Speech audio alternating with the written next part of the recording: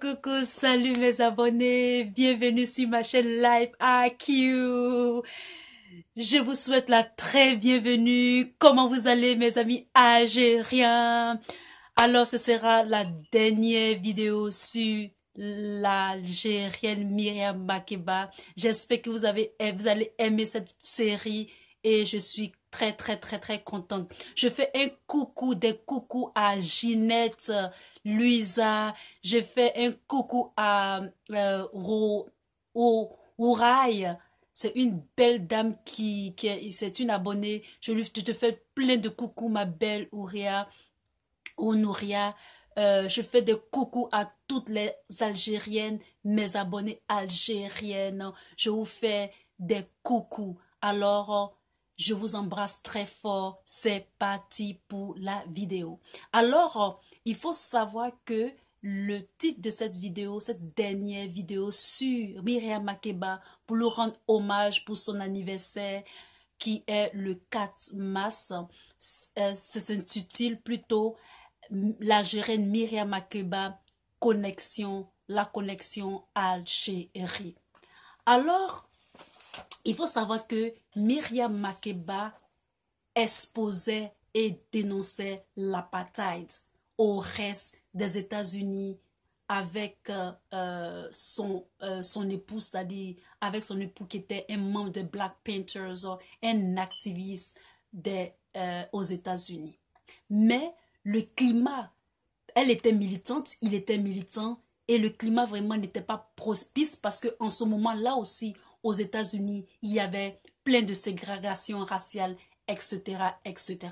Le climat était très étouffant pour eux, pour les deux, pour le couple.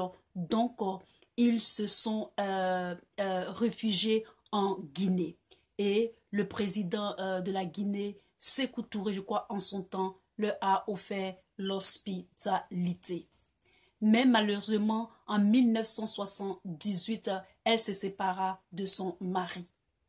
Ensuite, elle continue sa carrière. Elle faisait des carrières, elle a fait des carrières, c'est-à-dire elle continuait sa carrière européenne à Berlin, en Amérique du Sud, en continuant à dénoncer ce régime très oppressant, très opprimant que exerçaient les Blancs sud-africains sur les Noirs sud-africains. Et cela même, elle le faisait jusqu'à l'ONU. Cette période était vraiment très éprouvante pour Myriam Makeba, son mari Carmichael, et aussi à la mort de sa fille. Toutes ces circonstances tragiques-là étaient vraiment très éprouvantes pour notre artiste bien-aimé Mama Africa. Donc, comment exactement s'est fait la connexion de Myriam Makeba avec l'Algérie. Pour son combat pour les libertés, il y a eu, comme j'avais fait une vidéo sur le panafricanisme, et le panafricanisme, il y avait le premier festival panafricanisme à Alger, et c'est là que le public algérien, d'après les documents et d'après ce qu'on disait, tout le monde était scotché à la télé pour voir cette voix sublime de l'Afrique et pour connaître aussi les Africains noirs de l'Afrique. Donc, à cette occasion-là, elle soulevait des foules et même elle chantait en arabe. Anna Rouya Fi Jai Haï, c'est-à-dire je suis libre en Algérie. Elle accompagna Mohamed la Marie. Et c'était des moments vraiment symboliques, des moments vraiment, c'est-à-dire des moments vraiment de connexion pour les Algériens à cette époque-là. Il faut savoir que le peuple algérien aussi avait cette connexion-là avec Myriam Makeba à cause de la souffrance colonialiste. Et donc, il l'accompagnait, il ressentait tous le poids de ce pire régime de l'apartheid. Et donc, ceci faisait que vraiment le peuple algérien était connecté, était vraiment en esprit quand elle chantait, Myriam Makeba, quand elle chantait pour dénoncer ce régime qui est l'apartheid. Myriam Makeba a eu une vie de lutte, il faut le savoir, et n'a jamais laissé ses convictions.